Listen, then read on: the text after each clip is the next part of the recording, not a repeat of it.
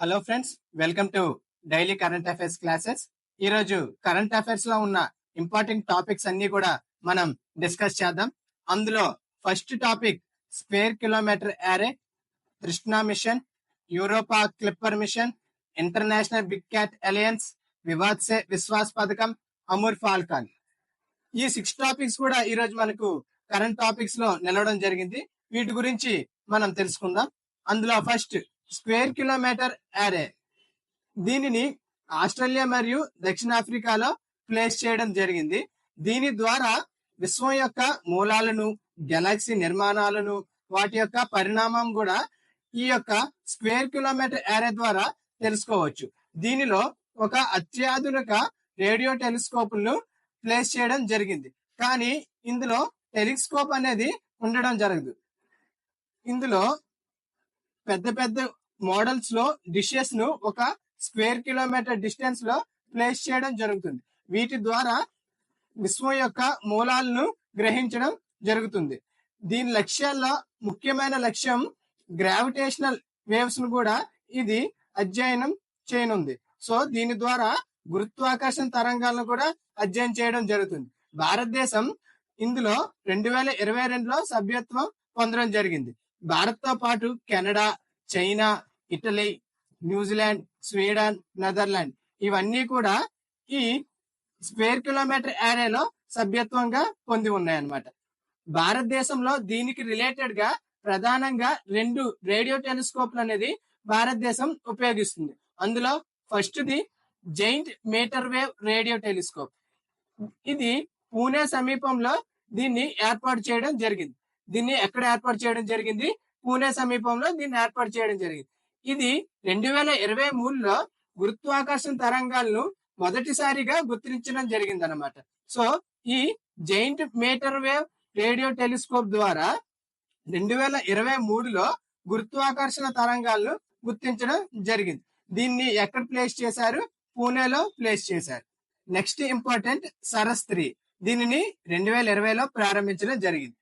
ఇది కర్ణాటకలో దండినహల్లి సరస్సు మరియు శరావతి బ్యాక్ వాటర్ పై నిర్మించడం జరిగింది. దీన్ని ఎక్కడ నిర్మించారంటే దండినహల్లి సరస్సు, శరావతి బ్యాక్ వాటర్ పై దీన్ని నిర్మించడం జరిగింది. భారతదేశంలో 2 టెలిస్కోప్లు ఉన్నాయి. అందులో first the giant metre wave radio telescope. దీన్ని ఎక్కడ ప్లేస్ చేశారంటే పూణేలో ప్లేస్ చేశారు. నెక్స్ట్ సరస్ 3, దీనిని కర్ణాటకలో ఉంచడం జరిగింది అనమాట. నెక్స్ట్ కరెంట్ టాపిక్ లో important topic Trishna mission. Trishna అనగా thermal infrared imaging satellite for high resolution natural resource assessment. So ఈ పేరు ద్వారా మనం ఏం గుర్తించవచ్చు అంటే, థర్మల్ అనగా ఇది భూమిపై ఉన్న వేడిని ఇది గుర్తించడం జరుగుతుంది. మరియు హై రిజల్యూషన్ న్యాచురల్ రీసోర్స్ అనగా భూమిపై గల అటవీ ప్రాంతాలను ఇది రీసెర్చ్ చేయడం జరుగుతుంది. మరియు దాని గురించి ఇది హై క్వాలిటీలో పిక్చర్స్ ను కూడా ఇవ్వడం జరుగుతుంది అనమాట. సో కృష్ణ అనగా thermal infrared imaging satellite for high resolution natural resource assessment. దీనిని ఎవరెవరు ఆధ్వర్యంలో నిర్వహించడం జరుగుతుందంటే ఇస్రో మరియు ఫ్రెంచ్ యొక్క CNES యొక్క ఆధ్వర్యంలో దీనిని నిర్వహించడం జరుగుతుంది. దీనిని 2025లో ప్రారంభించనున్నారు. దీని యొక్క మిషన్ జీవిత కాలం టోటల్ గా 5 years వర్క్ చేస్తుంది అనమాట. దీని ద్వారా భూమి యొక్క ఉపరితల ఉష్ణోగ్రతలను, వృక్ష సంపద ఆరోగ్యం గురించి మనం తెలుసుకోవచ్చు. దీనిలో ఇంపార్టెంట్ గా 2 పేలోడ్లు అనేది అమర్చడం జరిగింది. అందులో first the thermal infrared payload. దీన్ని ఫ్రెంచ్ వారిచే అభివృద్ధి చేయబడింది. నెక్స్ట్ విజిబుల్ నియర్ ఇన్ఫ్రారెడ్ మరియు షార్ట్ వేవ్ ఇన్ఫ్రారెడ్. ఇది ఇస్రో చేత అభివృద్ధి చేయబడింది అనమాట. సో ఇందులో మొత్తం ఎన్ని పేలోడ్స్ ఉన్నాయి? 2 పేలోడ్స్ ఉన్నాయి. ఒకటి ఇస్రోచే అభివృద్ధి చేయబడింది, ఇంకోటి ఫ్రెంచ్ చే అభివృద్ధి చేయబడింది అనమాట. ఈ 2 కూడా ఇక్కడ ఇంపార్టెంట్. దీన్ని ఎక్కడ ప్లేస్ చేయడం జరుగుతుందంటే సన్ సింక్రనస్ ఆర్బిట్ లో ప్లేస్ చేయడం జరుగుతుంది. ఎందుకు ఓన్లీ ఈ సన్ సింక్రనస్ ఆర్బిట్ నే చూస్ చేసుకున్నారంటే, ఈ మిషన్ యొక్క ముఖ్య లక్ష్యం ఏంటి? మనకి ఉపరితల ఉష్ణోగ్రతలను గుర్తించడం అనమాట. సో అట్లా ఉపరితల ఉష్ణోగ్రతను ఒక ఉపగ్రహం గుర్తించాలంటే అది ఖచ్చితంగా ఒక ప్లేస్ ను అబ్జర్వ్ చేస్తూ ఉండాలి. అట్లా అబ్జర్వ్ చేయడానికి ఖచ్చితంగా కూడా మనం సన్ సింక్రోనస్ ఆర్బిట్ లోనే ప్రవేశపెట్టాలి. దీనిని ధ్రువకక్ష అని కూడా అంటారు. ఇక్కడ ఉపగ్రహం అనేది సూర్యుడికి ఫిక్స్డ్ గా ఉండడం జరుగుతుంది. అంటే ఎట్లా అంటే ఎగ్జాంపుల్ గా మనం హైదరాబాద్ లొకేషన్ ని తీసుకుంటే ఈ ఉపగ్రహం హైదరాబాద్ లో మధ్యాహ్నం 12:30కి ఉంది అంటే రేపు మధ్యాహ్నం 12:30కి కూడా ఇది హైదరాబాద్ లోనే ఉండడం జరుగుతుంది అనమాట. అంటే ఇది కంటిన్యూస్ గా ఒక ప్లేస్ ని అధ్యయనం చేయడం జరుగుతుంది. దీనివల్ల ఆ ప్లేస్ లో ఎటువంటి ఉష్ణోగ్రతలు ఉన్నాయి, అక్కడ ఎటువంటి మార్పులు జరిగాయని కూడా ఈ కక్షలో ఉపయోగించి మనం తెలుసుకోవచ్చు అనమాట. అందుకే ఈ ఉపగ్రహాన్ని సన్ సింక్రోనస్ ఆర్బిట్ లో ప్లేస్ చేయడం జరిగింది. సో దీనిని ఎవరెవరి ఆధ్వర్యంలో దీన్ని అభివృద్ధి చేస్తున్నారంటే ఇస్రో మరియు ఫ్రెంచ్ వారి ఆధ్వర్యంలో అభివృద్ధి చేస్తున్నారు. వీళ్ళ కలయికలో ఇదే ఫస్ట్ ప్రయోగం అంటే ఖచ్చితంగా కాదు. ఎందుకంటే మెగాట్రాపిక్స్ ఉపగ్రహాన్ని మరియు సరల్ ఉపగ్రహాన్ని కూడా ఈ రెండు కలిపి ప్రయోగించడం జరిగింది. సో ఇది థర్డ్ ప్రయోగం అన్నమాట. నెక్స్ట్ దీనికి రిలేటెడ్ గా ఇంపార్టెంట్ టాపిక్ ఏంటంటే నిసార్ కూడా మనం ఖచ్చితంగా దీనికి రిలేటెడ్ గా చేస్తూ చదువుకోవాలండి. నిసార్ దీనిని ఇండియా నుంచి ఇస్రో మరియు నాసా వారి ఆధ్వర్యంలో దీన్ని ప్రయోగించనున్నారు. దీనికోసం ఒప్పందం 2014లో జరుపుకున్నారు. దీనిని 2024 లేదా 2025లో ప్రయోగించనున్నారు. ఇది 3 సంవత్సరాల లైఫ్ స్పాన్ తో దీని కాల పరిమితి కలదు. సో ఇది చాలా ఇంపార్టెంట్ ఏంటి నిసార్ కూడా. నిసార్ అనేది నాసా మరియు ఇస్రో యొక్క ఉమ్మడి ఒప్పందం. ఎప్పుడు ప్రయోగించనున్నారు? 2024 లేదా 2025. దీని యొక్క లైఫ్ స్పాన్ ఎంత అంటే 3 years.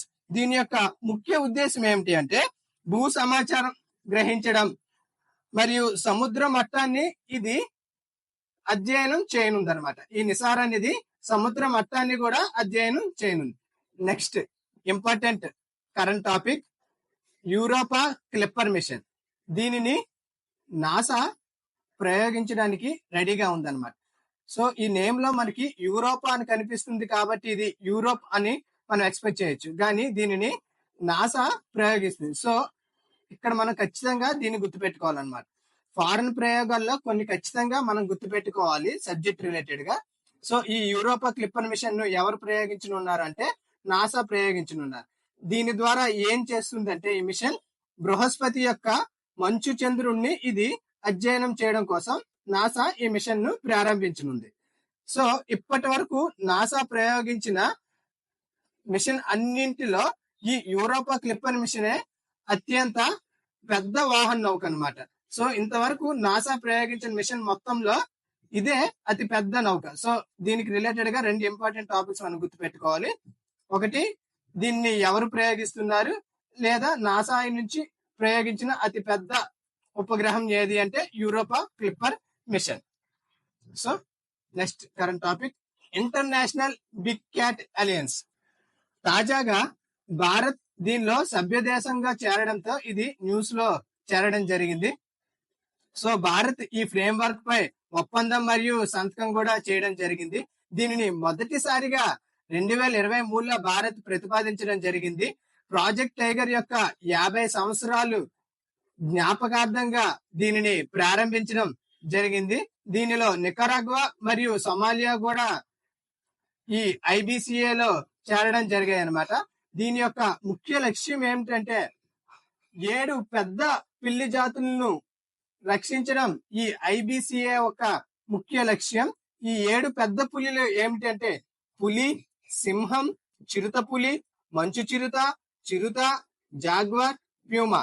ఇందులో జాగ్వార్, ప్యూమా మాత్రమే భారతదేశంలో లభించు. మిగిలిన 5 కూడా ఈ భారతదేశంలో మనం గుర్తించడం జరుగుతుంది. సో సబ్జెక్ట్ రిలేటెడ్ గా మనం వీటిని గుర్తుపెట్టుకోవాలి.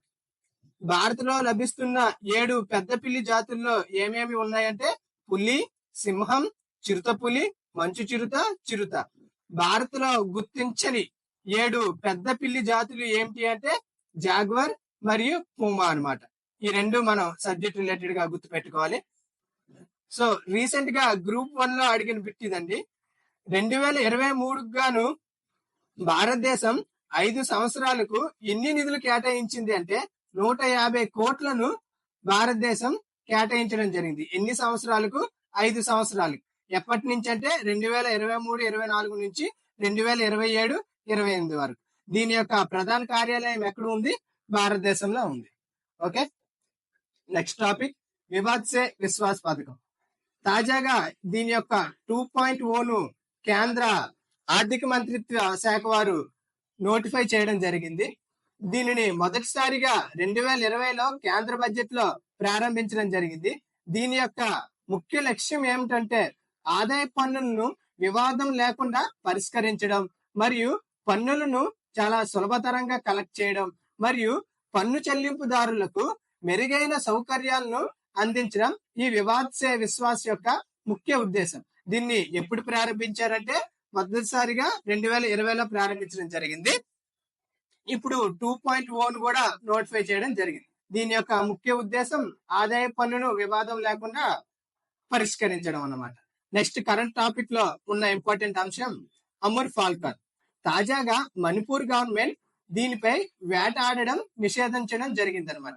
సో మణిపూర్ లో ఇక నుంచి అమూర్ ఫాల్కన్ పై వేట ఆడడం అనేది నిషేధించడం జరిగింది. దీన్ని స్థానికంగా ఏమని పిలుస్తారంటే కహువై పుయినా అని స్థానికంగా ఇక్కడ పిలవడం జరుగుతుంది.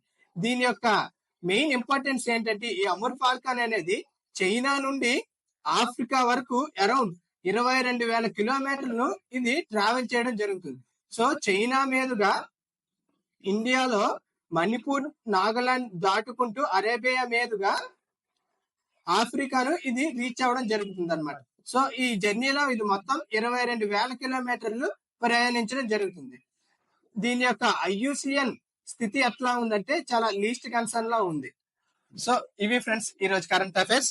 దీని యొక్క PDF ని వీడియో కింద ఉన్న డిస్క్రిప్షన్ లో టెలిగ్రామ్ ఛానల్ లింక్ ఇవ్వడం జరిగింది. ఆ టెలిగ్రామ్ ఛానల్లో ఈ PDF ని అప్లోడ్ చేస్తున్నాం. ఇంట్రెస్ట్ ఉన్న క్యాండిడేట్స్ అక్కడికి వెళ్ళి డౌన్లోడ్ చేసుకోండి. Thank you for watching.